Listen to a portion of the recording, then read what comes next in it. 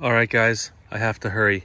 September 30th, 2025, Figologist here, Oregon Zone 9A.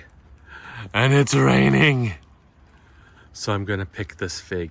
Is it smart to pick this fig when it's raining? No. Do I care? No. Why? Because I'm impatient. I don't care what any of you say. I care what some of you say. This is Celeste. It's from One Green World here in Portland. A 3-year-old tree in ground where the first year I put it in the ground in the summer when it was a baby, and then it froze, and then it died, and then it came back, so it's stunted. But we've got a couple of a couple of figs ready, so we're gonna take them. I'll give one to the fam and one to my pie hole. Let's go taste Celeste. Here's a professionally made but unnecessary intro. So let's talk about figs. Let's talk about figs. All right, here we go. The rains have come. And the rains just highlight my impatience because it'll eventually stop raining. And then things might ripen a little bit more, but I'm excited because I didn't think this plant was actually going to make it a couple years ago when it tried to die after it froze. But this is Celeste. Now,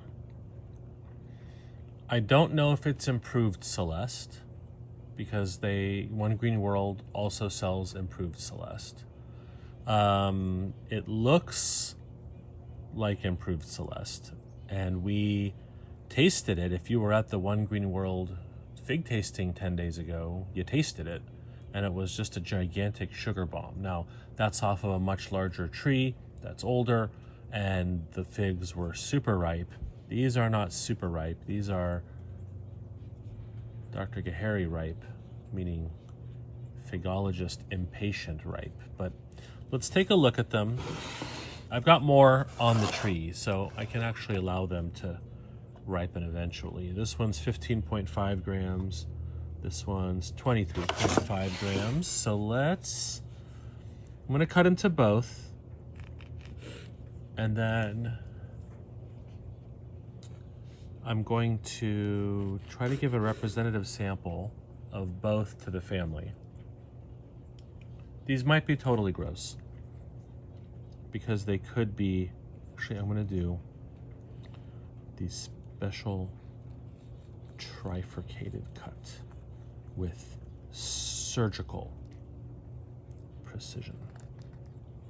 And this way, we can all get kind of an equal sized bite.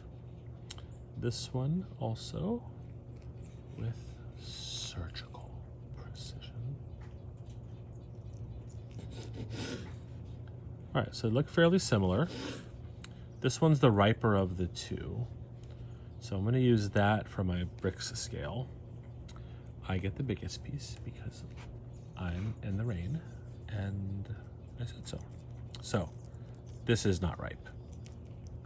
I can just feel it. Compared to the Celestes that I tried at the Fig Festival where like the thing was dissolving, this is not going to be an accurate representation, but I don't care. Okay. What do we know about Celeste? Well, we know that they are one of the more common types of figs out there. Some people say it should be their own class of figs because there's like a lot of different varieties out there. They are supposed to be extremely sweet, extremely productive, not really known for Braba crop, primarily main crop unless you have a much older tree. So let's take a taste and see what we think. Nobody wants to hear gross sounding fig chewing into a microphone. Okay.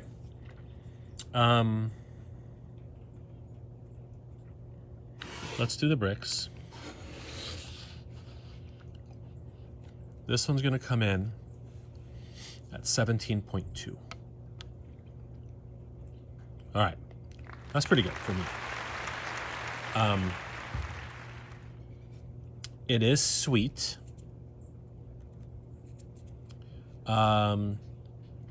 There's essentially no seed crunch. I tasted the second one, the smaller one. It almost tasted sweeter. Let's just, for giggles, let's just see what a representative sample of that one. I probably shouldn't have eaten my piece before I tested its brix, because now I'm stealing from my 20-year-old. Okay, so this one, no, it wasn't. So, I mean, by feel, the other one was the riper of the two. What do I think? This is one of the figs where it tastes sweeter than the brix would indicate. It is sugar. It is a little of that immature melon, like maybe a honeydewy melon. There's a little bit of berry, but mostly it's sugar. This is very, very, very similar to LSU Tiger for me. They're in similar parts of the garden, so they get a ton of sun. This particular plant I'm doing as an espalier along like an old grape line that we removed the grapes from.